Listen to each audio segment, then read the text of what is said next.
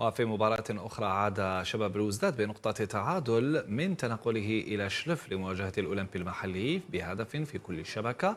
وسجل هدف شباب بلوزداد الأول عبد الرحمن مزيان في الدقيقة الثالثة، ثم عدل فريق جمعية شلف النتيجة في الشوط الثاني عن طريق بوني وردوان، وهذا طبعا يسمح لشباب الوزداد بإضافة نقطة في رصيده والوصول إلى النقطة 45 في المركز الثالث خلف شبيبة القبائل الوصيفة بنقطة واحدة.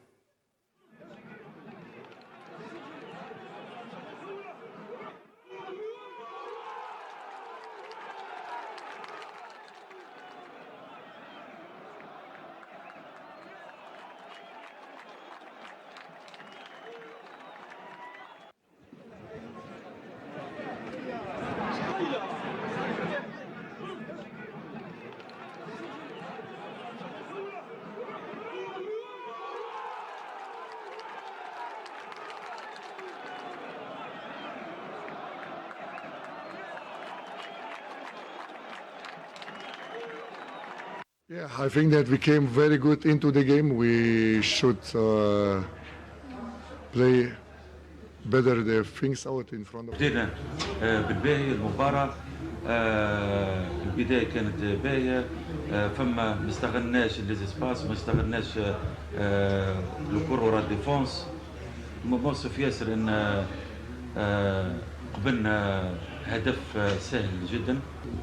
في ال20 دقيقة الأخيرة حبينا نلعب على اليمين وعلى اليسار، على خاطر المدافعين عملوا بلوك من التالي، وفي الأخير جاتنا فرصتين مهمتين باش نسجلوهم وضيعناهم. Cross more because the opponent went on a low block. So, but we had in the end a very great opportunity in front of the goal where we missed. كانت مقابله بالك انا جو بونس كانت جميله في الشوط الثاني، تنافس كبير مع وين اون ديبونسي كي حنا كي هما بزاف الانرجي. شنو نقول لك، المقابله كانت مليحه والتعادل انا جو بونس كو يرضي الطرفين، لكن كما كان عندهم اوكازيون، كانت عندنا حنا اوكازيون دو نات في الدقائق الاخيره.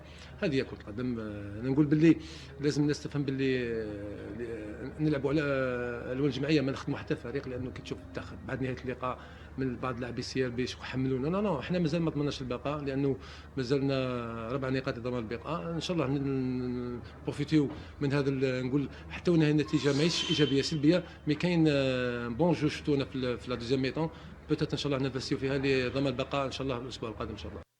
وأكد سعد راموفيتش مدرب شباب الوزداد أن الوضعية أصبحت صعبة بالنسبة لفريقه للتتويج بالبطولة، لكنهم سيكافحون للفوز بلقاءاتهم الأربعة المتبقية.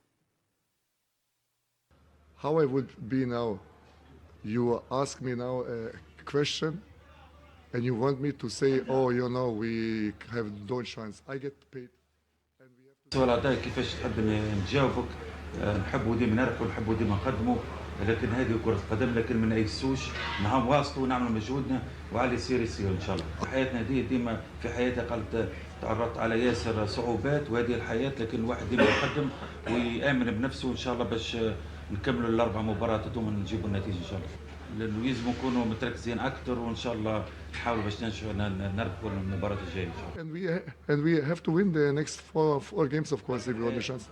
But we have to stay calm and believe in our things and start to win the next game.